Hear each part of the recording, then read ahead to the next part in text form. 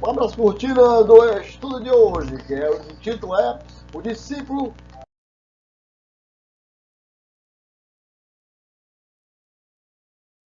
e Práticas Devocionais, ok? Vamos para frente. As práticas devocionais da oração, leitura bíblica, jejum, lembrando que está entre parênteses jejum porque não está no livro, porque é citado por esse que vos fala, e também você encontrar na Bíblia, uma passagem bíblica que estiver entre parênteses, que foi acrescentada por algum escriba, tá certo? Ele está entre parênteses. Então, as práticas devocionais são discípulos espirituais que todo discípulo de Jesus necessita cultivar para o desenvolvimento da sua relação com Deus. O cristão não foi chamado a ficar estagnado, sem crescer e amadurecer. Eu estou no meio aqui, mas é amadurecer espiritualmente. Ok?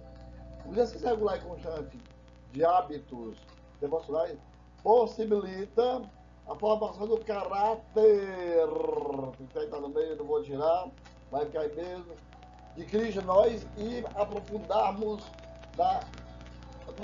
aliás, da intimidade com o Espírito Santo de Deus. Você tem que se olhar, você tem que ver o reflexo de Cristo em você. Tá vendo? Você está dando espelho aí?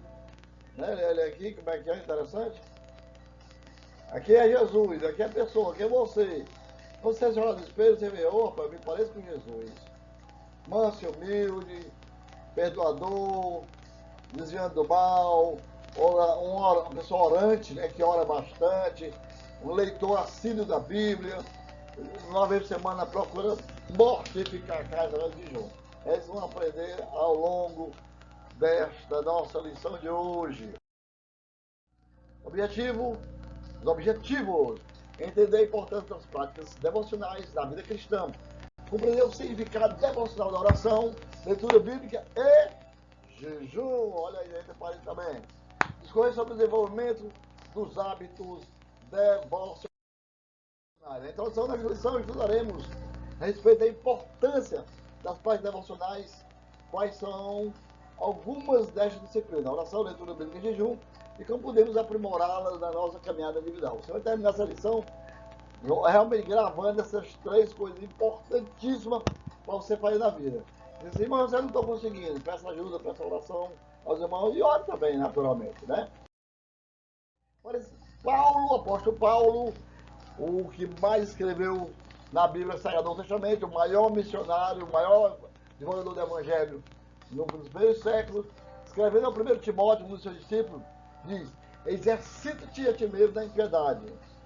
Porque exercício para pouco aproveita.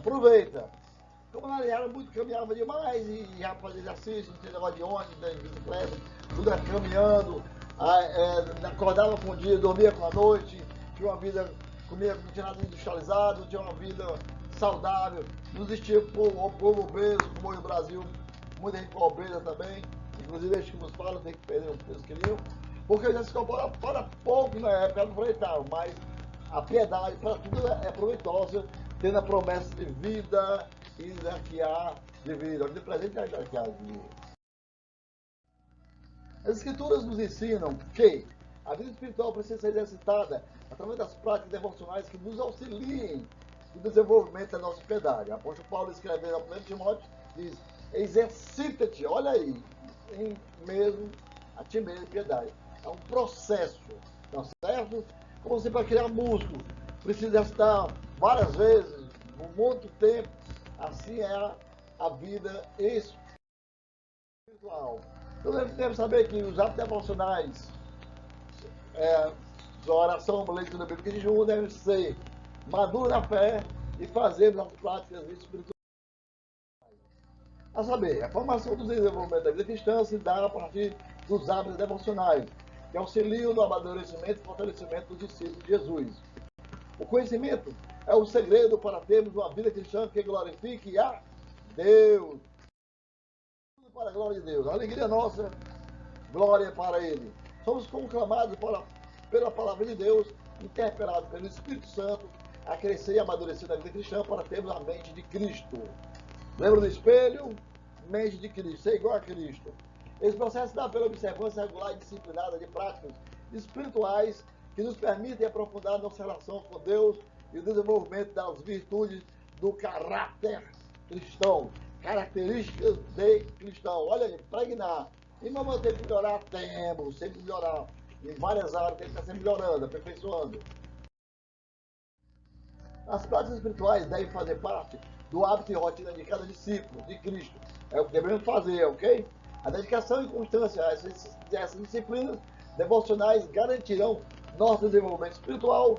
Portanto, todo cristão é desafiado a uma vida regular de oração, leitura e jejum. Olha só a Bíblia, claro, você vai ter que ler outros livros, outros conhecimentos. Não é só Bíblia, mas principalmente a Bíblia, porque é por ela que é o nosso manual para chegarmos à eternidade. As práticas devocionais da vida cristã. As práticas devocionais são um conjunto de hábitos e disciplinas que utilizamos na nossa caminhada cristã para alimentação e crescimento da vida espiritual, tá certo? A vida cristã, para que se possa desenvolver, precisa ser o quê? Paulo falou para Timóteo o quê? Exercitar. É isso mesmo. Vocês talvez não lembram, não tenham visto, Dalon Romani, que arremessou aquela esfera, né? Ele ficou da quarta colocação no arremesso de peso nos Jogos Olímpicos de Tóquio. E ele treinou aí no terreno o quê? De construção.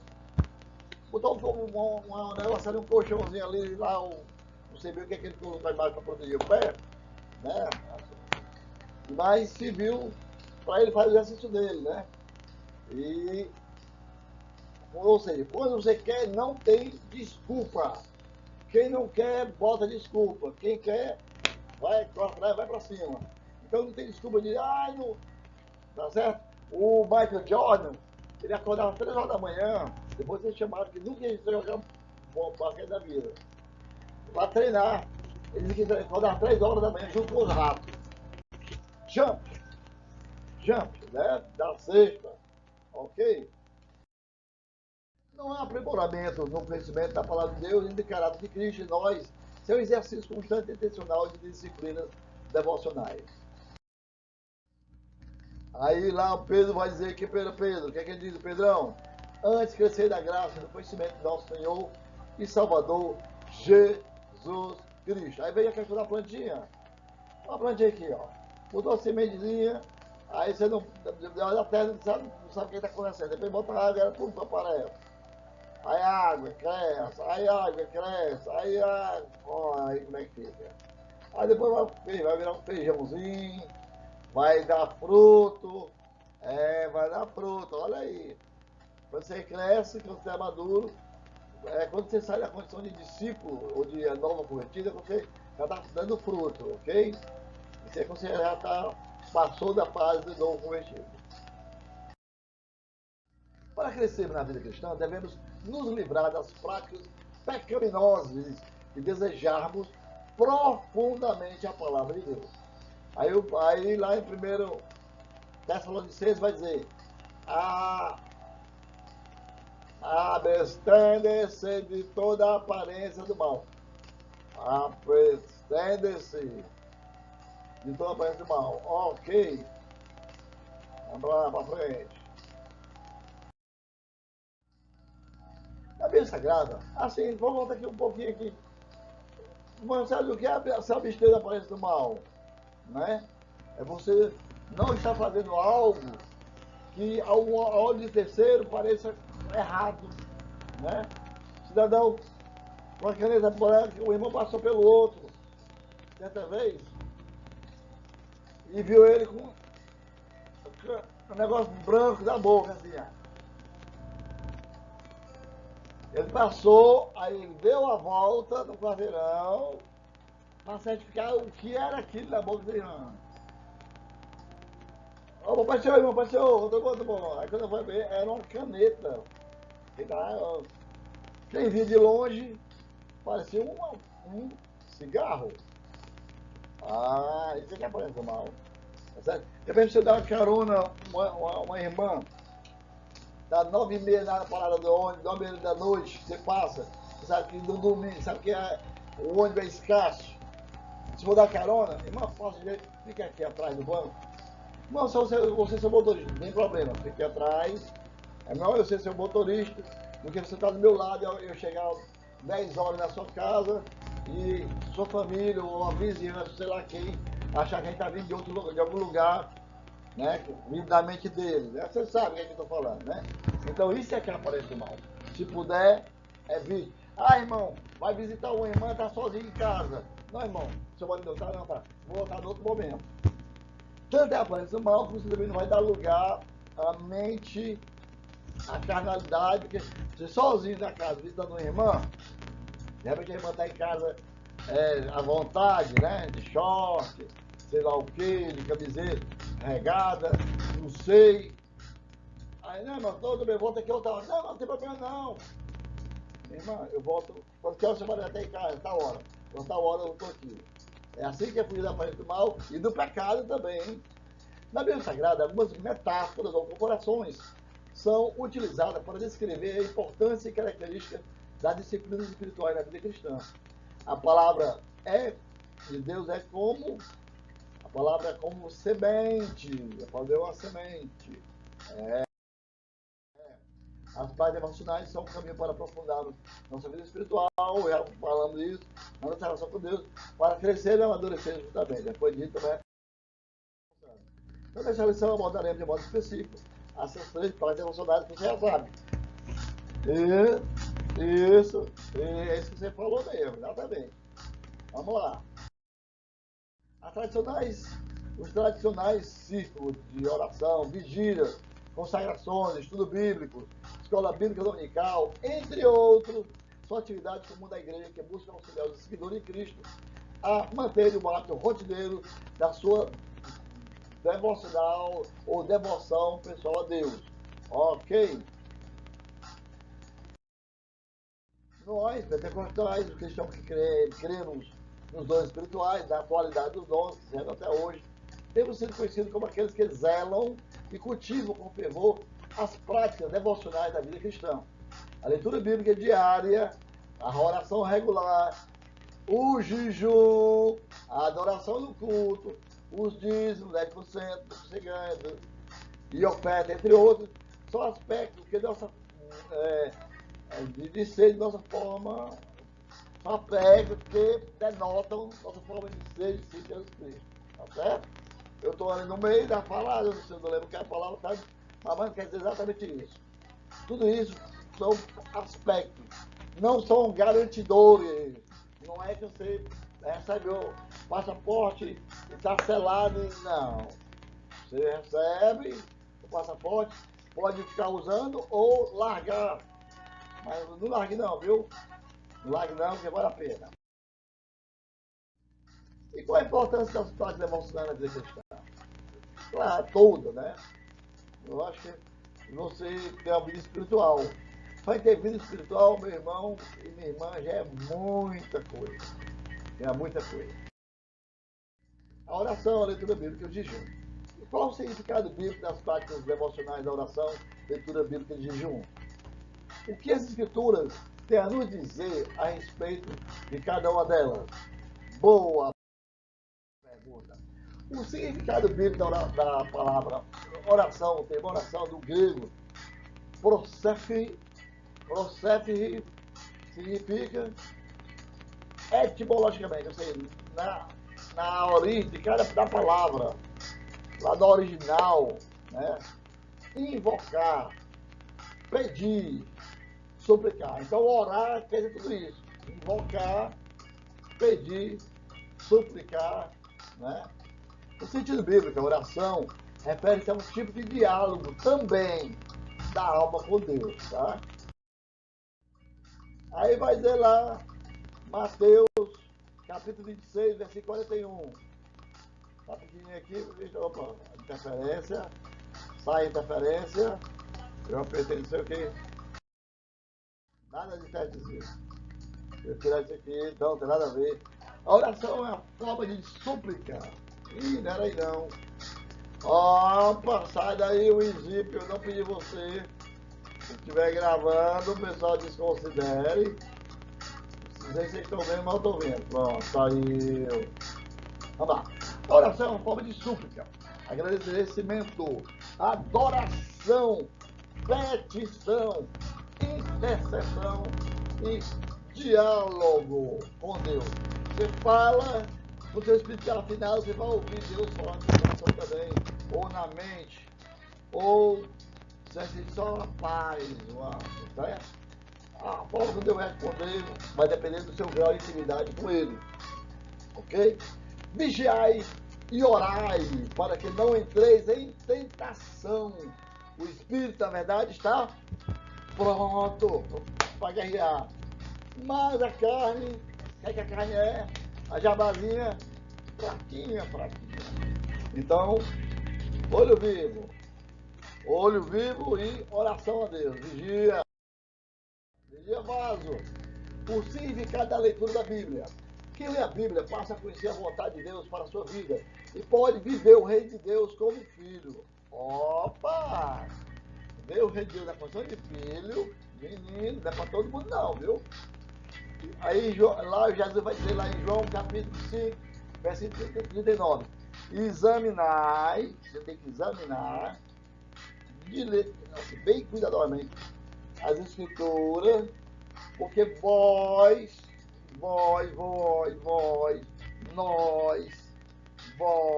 você, cuidai-te nelas a vida eterna, e são elas, as escrituras, que testificam de mim. Olha Jesus falando aí, né? Também vai falar lá em Oséias, capítulo 6, que diz: o meu povo, olha, o meu povo Israel, o meu povo cristão, foi destruído porque lhe faltou conhecimento. O povo cristão ignorante, a palavra pode ser conhecimento. Se você não tem conhecimento, você é ignorante. Não é só ignorante se é rude, não. Rude é ignorante porque tem educação também. Mas tem ignorante de conhecimento. O povo ignorante se perder. E tudo na vida você tem que ter conhecimento, viu? Em tudo. Aí José vai dizer lá em 6, capítulo 6, versículo 3, parte A, o iníciozinho. Conheçamos e prossigamos em conhecer o Senhor. E o significado do jejum? Jejuar é uma forma de mortificar a carne e os seus prazeres, trazendo fortalecimento ao espírito. Teu espírito fortalece. Quando você mata a carne, o espírito fica forte. Se você fortalece a carne, o espírito fica fraco. Tá vendo? É uma gangorra, viu? Hora um tá, hora outro tá dominando. Depende do que você tá vendo. Não tô olhando pouco, tô xingando pouco, tô lendo pouco. Aí a carne vence. Aí pesa mais, né? Pesa, a carne pesa mais. A balança. Aí quando o espírito, a carne é modificada, aí o espírito fica forte, fica pesado, resistente, tá certo? Vamos lá. Jesus, além de ter conhecimento da Bíblia, está sempre orando também, deu exemplo, fazendo até 40 dias de jejum para ser tentado no deserto. Com certeza, assim, a Bíblia não diz, né? Vai dizer só que depois os anjos alimentaram Jesus. Talvez Jesus tenha levado um pãozinho com água. Pode ter sido. Então, até que Moisés, quando direto com Deus lá, não fez. Mas Jesus, enquanto homem de Deus, Deus e homem, ele fez isso, tá certo? Já que ele nos representa, ele é a parte humana, eu sei que ele tem levado água. Ele tem ficado muito fraco. Né? E disse-lhe Jesus: podem, porventura, andar tristes os filhos das bodas, enquanto o esposo está com ele? Por que ajudaram? Por que os discípulos jejuam? Mas Jesus estava lá. Aí, dias, porém, virão em que eles serão tirados o esposo, Jesus iria subir, então eles jejuarão, tá certo? Ou seja, se você está com Jesus, quando os discípulos estavam com Jesus, não necessitava jejuar, porque ficava ali o esposo, o protetor com ele. Mas no momento que o Jesus foi, quando eu for, aí vou mandar o Espírito Santo para que se fortaleçam. cresçam. Mata essa jabá. Eu tinha um pastor anterior, dizia assim: a carne não se converte. Ou você sacrifica ela, ou ela te domina. Como é que você sacrifica a carne? Oração, leitura bíblica e jejum. Ok, pessoal? Tudo entendido até aqui? Vamos lá. Desenvolvimento das disciplinas espirituais. Vamos lá. Eu não sei se voltou a gravação. Não sei, mas vamos lá. Depois vamos ver o que foi depois. As disciplinas espirituais podem ser não apenas aprendidas, mas também desenvolvidas e aperfeiçoadas. Ao longo da história da igreja cristã, os grandes homens e mulheres de Deus eram pessoas que dedicavam horas em oração, leitura bíblica e jejum. Ok? Pela entrega, dependência e intimidade que adquiriram por Deus através de se exercitarem espiritualmente, essas práticas devocionais foram usadas de maneira extraordinária pelo Senhor. Quer ser usado por Deus? Tem uma vida de consagrar a Deus através de oração, leitura bíblica e jejum. E peça a Deus sempre o discernimento do Espírito e os dons, aquele que você vai se envolva com o pessoal que está trabalhando também. Né? Tem os remanescentes aí que estão sempre envolvidos com orações sexta-feira, se bem que quando tem vigília não tem oração, né? E tem o para escuta campal, se dá vontade de ler o texto da Bíblia, de cantar, é uma forma de você começar, tá certo? Alright? Ok, gente? Vamos para frente. Reserve um lugar e um tempo particular para a prática da oração. Importante. A mulher que entra aqui, de pequenininho já, o pai dando exemplo, lê a Bíblia, fala o devocional e vai ler e falar com Deus. Ok? Aí cada um ora um pouquinho depois. Aqui um momento só a pessoa e Jesus. Porque ele está com o rosto no pó, né? E outro tempo que faz devocional. Importante demais. Perceba os acontecimentos sociais que ocorrem no dia a dia da vida, como temas para ser levados a Deus em oração. Ah, mas o que eu falo? Orar pelos governantes, pela autoridade constituída, pelo país, pela igreja, a igreja está fora pregando, pelos que já se afastaram, orar pelos enfermos, que estão aprisionados, aqueles que estão sem teto na rua, orar para termos dias melhores, para o crescimento da igreja, onde há perseguição à igreja, para que eles recebam a graça de Deus, possam converter as autoridades também, que muitas vezes oprimem os cristãos, tá certo? A oração tem muito. Aí tem motivo de oração, tem o grupo de intercessão da igreja que tem sempre se colocando, ore por fulano, ore por pessoas colocando motivo de oração. Muito importante isso, ok, pessoal? Torne a oração uma prática presente ao longo do seu dia, ok? Ao acordar, pense logo em Deus, faz seu devocional com Deus, tira seus 5, 10, 15 minutos com Deus ali, antes de tomar café, né?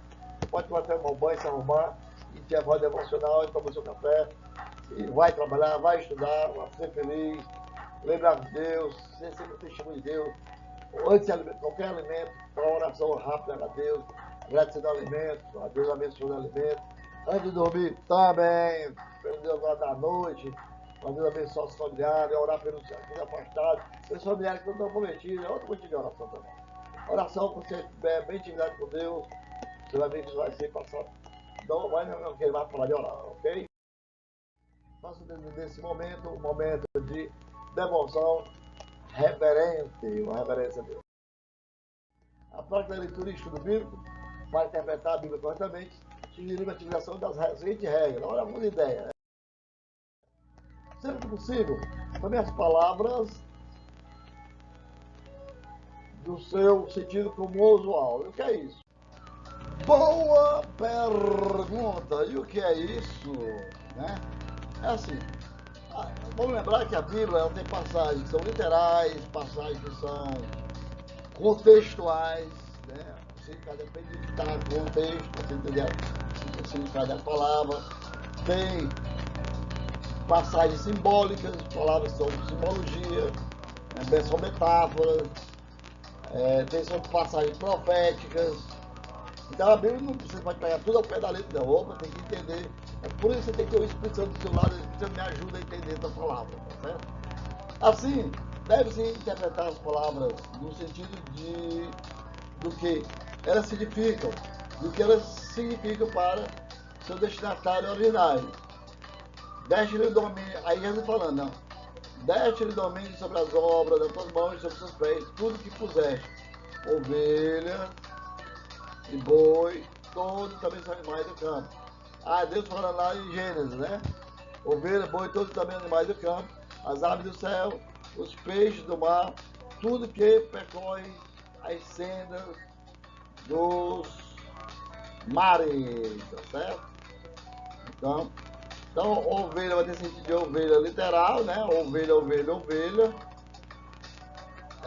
Animal, como boi, né? Mas também, em certo momento, vai ter sentido de ovelha. Vai ter sentido de ovelha pessoas, né? Porque nós somos ovelhas, né? Ou seja, é a figura do pastor, ovelha, né? Você tem essa pessoa inteligente. Sempre são umas palavras no sentido que possuem o conjunto da frase. O sentido das palavras muda de acordo com a frase em que estão inseridas. E o povo todo respondeu: caia sobre nós o seu sangue e sobre nossos filhos. Né? Então não é jogar o sangue de Jesus sobre ele, não, naturalmente não. É a consequência da morte de Jesus na cruz, né? Vai ter uma consequência que o Eliseu pagou um preço muito alto, né? Muito alto, porque crucificou o Filho de Deus, ok?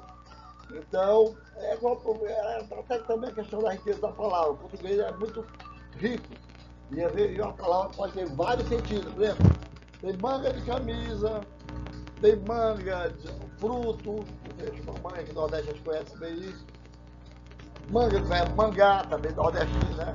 Manga não, isso, talvez ele saiba o que significa, mas não usa. Devido a internet, principalmente, a televisão, a gente precisa entender que aqui mangá, xingar, arengar, né? É todo português, né? Vamos para frente. Sempre buscar o contexto anterior e posterior do texto. Então, lê uma vez, lê de novo. Cada vez que você for ler um texto bíblico, melhor vai ser a sua compreensão, ok? Considerar o objetivo geral do livro. A compreensão da mensagem central de cada livro da Bíblia capacita o estudante a compreender melhor o autor de cada obra inspirada e evitar erro de interpretação. Você pode também ler um livro, né? Lembra de Isaías. Quem foi Isaías? Então foi o propósito dele vir aqui, né? O que é que o historiador fala? Aprender mais sobre o autor do livro vai ajudar você a entender as suas mensagens, né? Proféticas registradas na Bíblia Sagrada, ok? Sempre consultar passagens paralelas relacionadas aos textos. Como é que é, irmão Marcelo? Sempre consultar passagens paralelas relacionadas ao texto. O intérprete deve consultar as passagens bíblicas que fazem referência uma às outras, possuem alguma ligação entre si ou tratam do mesmo assunto. Né? Por exemplo, Jesus diz para Pedro: te darei a chave do céu. Tudo que abrir na terra será aberto do céu, tudo que ligar na terra será ligado do céu, tudo que desligar na terra será desligado no céu. Mateus 16, 18 me parece. Mas Mateus 18, 18, Jesus vai falar as mesmas palavras para os discípulos de Jesus Cristo. Tudo na segunda pessoa do plural. Tudo que vós ligardes na terra será ligado no céu. Tudo que vós desligardes na terra será desligado no céu. Então, isso é uma forma também de uma construção paralela para você entender o texto. Saber que aquela passagem também, a ligação tem a ver com o poder da palavra e em concordância, né? Eu não concordo com alguém. Aí a passagem que eu falei, eu te digo que tu és Pedro, tu és Petrus, pedregulho, e sobre esta pedra, sobre esta pedra, essa rocha, edificarei a minha igreja, e as portas do inferno não prevalecerão contra ela. Aí você vê aqui uma casa construída numa rocha. Rocha, que é uma rocha, senão um conjunto de elementos aglutinados, né? E forte, né? Essa água aqui, ao longo dos anos, pode até causar algum dano superficial, né? Ficar lisa a pedra, a rocha, mas jamais vai conseguir derrubar a casa, porque está edificada na rocha e não em pedra, pedregulho. Porque Jesus fala, olha, tu és Petro, tu é uma pedrinha. Mas sobre a rocha, que é Jesus, perguntou, quem vós diz que eu sou? Tu és o Cristo, filho de Deus vivo. Muito bem, irmão, filho de Jonas, porque não foi a carne, não sei quem revelou, mas foi o meu pai que está no céu. Pedro se encheu, né? Ô, rapaz, sou o cara. Ainda mais Jesus disse assim, olha, eu vou te dizer também que tu é Pedro, mas sobre esta pedra, o pronome demonstrativo esta, de respeito a quem está próximo. Ó, ele não falou sobre ti, não, né? Não falou sobre tu, Pedro. Sobre esta, quem está próximo, que é ele mesmo, edificarei a minha igreja, e as portas do inferno não prevalecerão contra ela, contra a igreja. A igreja é edificada na pedra, rocha, na rocha, ok? Na pedra. Então, se Jesus fosse edificar a igreja em cima de um homem, coitada da igreja. A gente vê por aí pessoas que quer ser o dono da igreja e a igreja não floresce, né? Mas sempre busca nos significados no original grego, petro, pedregulho, e pedra, rocha.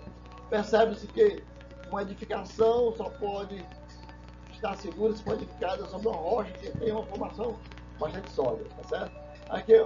Aqui você vê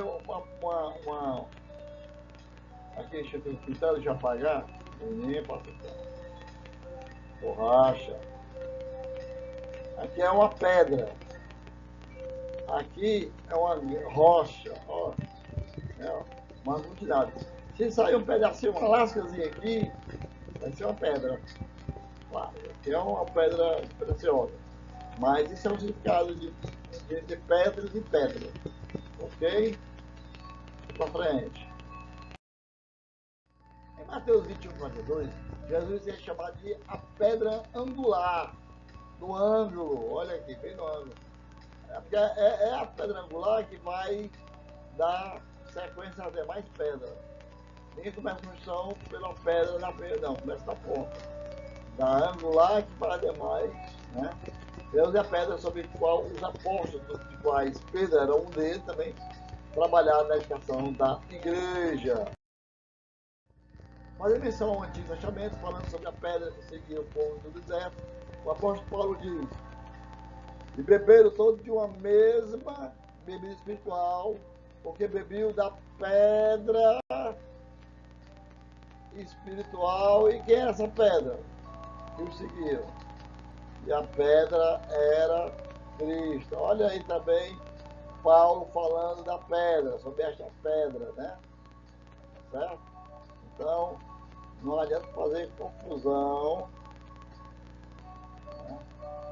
Porque a pedra é Cristo. Cristo é a pedra, ok? E a pedra é Cristo.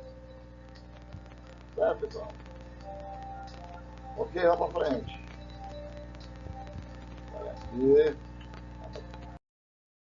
Paulo afirma que em 1 Coríntios, capítulo 3, versículo 10 e 11, que Jesus é o quê? É o único fundamento e que outro não pode ser posto. Confia o próprio Pedro diz, na sua primeira carta, que Cristo é a pedra. E chegando vós para ele, pedra, olha de novo, pedra viva, olha aí. E homens querem interpretar diferente a Bíblia, né? Como a Bíblia interpreta a Bíblia. Tá vendo? Ó? Chegando voz para ele, pedra viva, reprovada na verdade pelos homens, mas para Deus, eleita e preciosa. Pedra preciosa, olha aí, ficou linda. Atrás da leitura e estudo bíblico também é fundamental a arte de fazer perguntas ao texto. Igual o jornalista, né? Essas perguntas nos ajudam a compreender o sentido específico e amplo da leitura. Tipo, quem, o que, onde, quando, por que e como, né?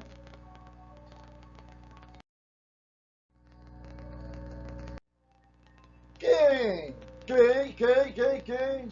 Não é Raimundo Donato, não. Quem é para você faz para o texto que você acabou de ler, para trazer uma compreensão, né?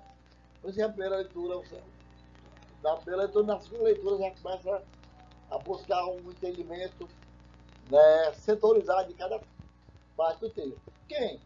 Identificação e anotação de quem são os personagens envolvidos no contexto, como falante, ouvinte, escritor, destinatário.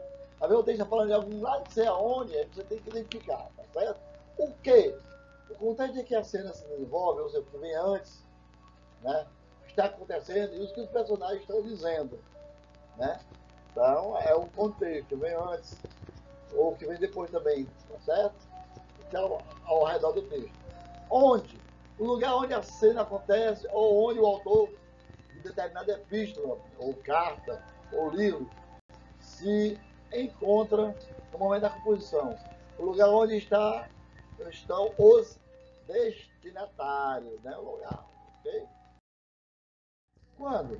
No momento em que a cena acontece, a relevância disso dentro do contexto histórico. Por quê? Botou só o verdinho, não foi o Célio? Foi. Botou só o macaquinho, deixa eu marcar aqui. Amarelo, por que escreveu isso? Não está bem pintado não, mas dá para entender. Por quê? Quase que motivaram o acontecimento da composição da obra por parte do autor ou do personagem central, né? Por quê? Como? A maneira como os acontecimentos se desenrolaram. Ok, pessoal? Estamos terminando, tá claro? Por isso sugerimos, aliás, também alguns métodos de estudo bíblico que podem auxiliar na compreensão e conhecimento das escrituras sagradas, né?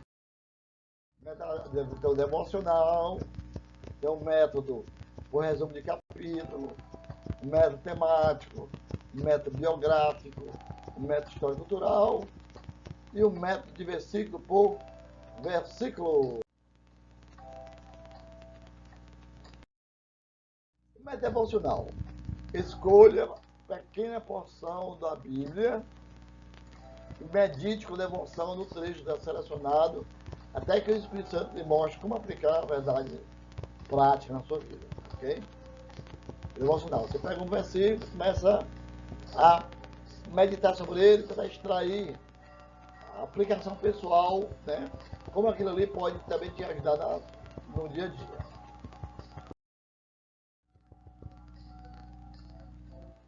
O método por resumo de capítulo implica em uma compreensão geral através de 5 leituras seguidas de textos, no mínimo, além de perguntas sobre o conteúdo, um resumo das principais ideias da poção estudada. O que eu te falei, né? Quando você vai ler, mais compreensão você vai ter do texto. Sempre que quer pregar sobre uma passagem bíblica, lê várias vezes para toda aquela história ficar bem compreendida na sua totalidade para poder fazer explanação, ok? E por que esse método é importante? Porque torna possível uma compreensão inicial dos capítulos dos livros da Bíblia.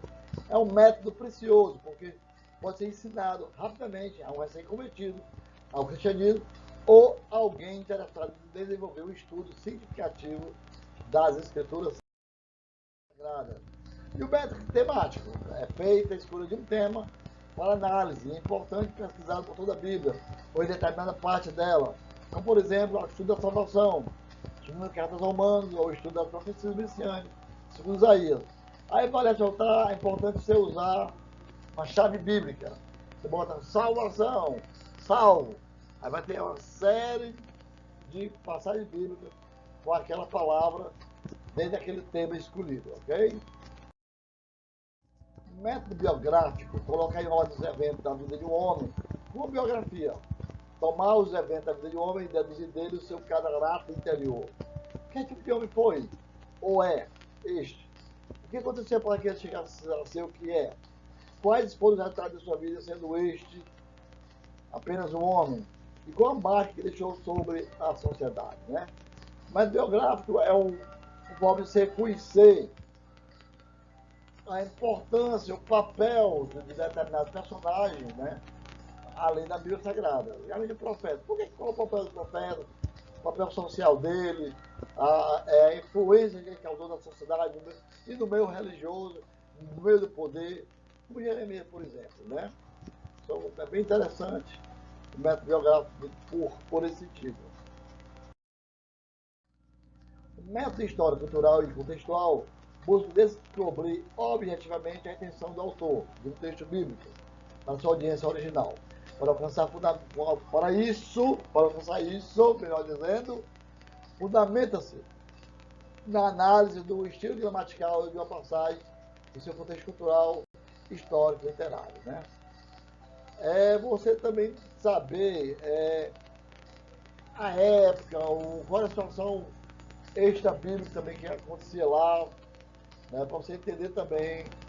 Nabucodonosor, por exemplo, fala que ele criou já de suspense na Babilônia, ele se achava o cara, de repente Nabucodonosor achava que ele era um deus, e Deus fez ele passar 7 anos comendo capim, consciente. Ele ficou tantã. Quem assumiu nesses 7 anos foi o filho dele. E na história secular, história não da igreja, só fala que ele ficou ausente 7 anos, mas não explica por quê. E a Bíblia explica. Porque ele passou 7 anos na moeda de Deus. Tanto que ele vai escrever depois, eu, Nabucodonosor, servo do Deus Altíssimo. Olha aí, a mudança radical que Deus fez na vida do homem, né? De um rei, grande rei. Né? Muito forte, por sinal, na sua época. Né? Meta-análise de versículo por versículo consiste em um exame cuidadoso do versículo ou da passagem bíblica, estudando objetos em seus pormenores, né? Tentando para os menores aspectos, analisando as partes que compõem o todo. Versículo, lê o versículo, mastiga, ruminando, né? Serve para saborear o sorvete. Você vai. Né? Não é comer o sorvete? Engolir não, não vai para a garganta não. Vai para a língua, para o paladar, sentir o sabor. Assim vai assim, vai para o versículo, analisa os detalhes, o que ele quer dizer, é importante. Você está apoiando outro versículo, você está falando algo que vai acontecer ainda. Aquela história também, você entender que a Bíblia não pode ser sempre literal, tá certo? Ok, vamos para frente. Uma biblioteca básica para o método de estudo da Bíblia apresentada, uma biblioteca básica. Você pode ter um ou vários desses. Um livro de estudo, 2 versões bíblicas diferentes. Às vezes você tem celular, você tem várias versões. Celular com aplicativo aí. Bíblia já substitui muito bem essa parte aí. Uma concordância exaustiva. Perdão. Um dicionário bíblico, importante também. Muito. Também uma Bíblia temática, né? Muito parecido com o que a gente viu nesse instante, né? Já por tema. A temática já está tudo mastigadinho.